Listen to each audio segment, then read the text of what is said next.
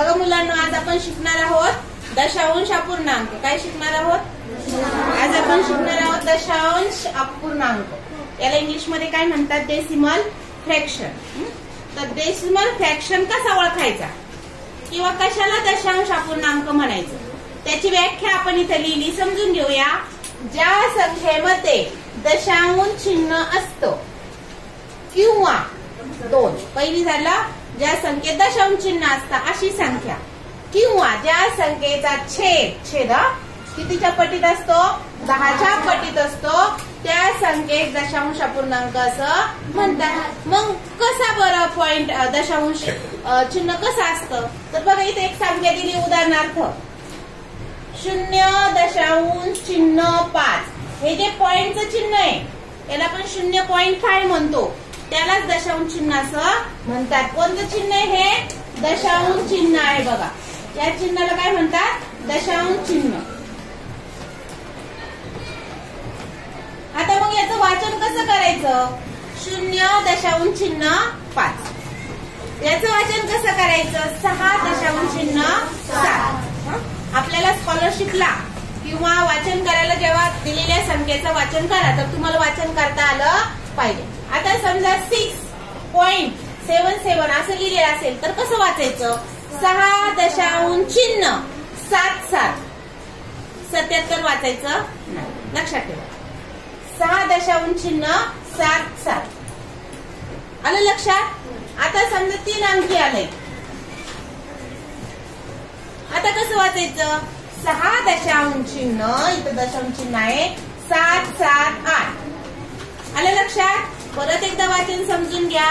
इथं 778 म्हणायचं नाही, 778. आलं लक्षात? वाचन कसं करायचं, लेखन कसं करायचं लक्षात आलं? आता पुढे आलं लक्षात? वाचन लेखन आपल्याला पेपरला 1-2 प्रश्न यावर येतात. पुढे हे समजलं. ज्या संख्येमध्ये दशांश चिन्ह आहे त्याला आपण काय म्हणतो? दशांश अपूर्णांक. अजून कोणाला म्हणतो? किंवा ज्या संख्येचा छेद, आता लक्षात घ्या, छेद 10च्या पटीत असतो. याकडे महत्वाचं लक्ष द्यायचं. बघा याचा छेद 10 आहे, याचा छेद 100 आहे आणि या अपूर्णांकाचा छेद 1000 आहे. मग 10च्या पटीत म्हणजे काय? 10 गुणिले 2 नाही, 10 × 10 10 गुणिले 20 10 30 असं नाही. मग कसं? 10 गुणिले 10 1 10 किंवा 10 गुणिले 10 गुणिले 10 2 10 3 10 4 10 म्हणजे 1 आणि त्याच्यावर असणारे 0 याच स्वरूपात त्याचा गुणाकार येत असतो. मग आता बघा 10 100 1000 10,000 1 लाख 10 लाख 1 कोटी असा छेद चालेल. पण 10 20 30 40 50 60 70 80 असा छेद चालणार नाही. त्याला आपण दशांश अपूर्णांक म्हणू शकणार नाही. मग कोणाला दशांश अपूर्णांक म्हणायचं? ज्याचा छेद एकतर 10 असेल किंवा 10च्या पटीत असेल. तो कसा पटीत असतो? तर 10 गुणिले, इथं 10 आहे, तो कसा आहे? 10 गुणिले 1 आहे.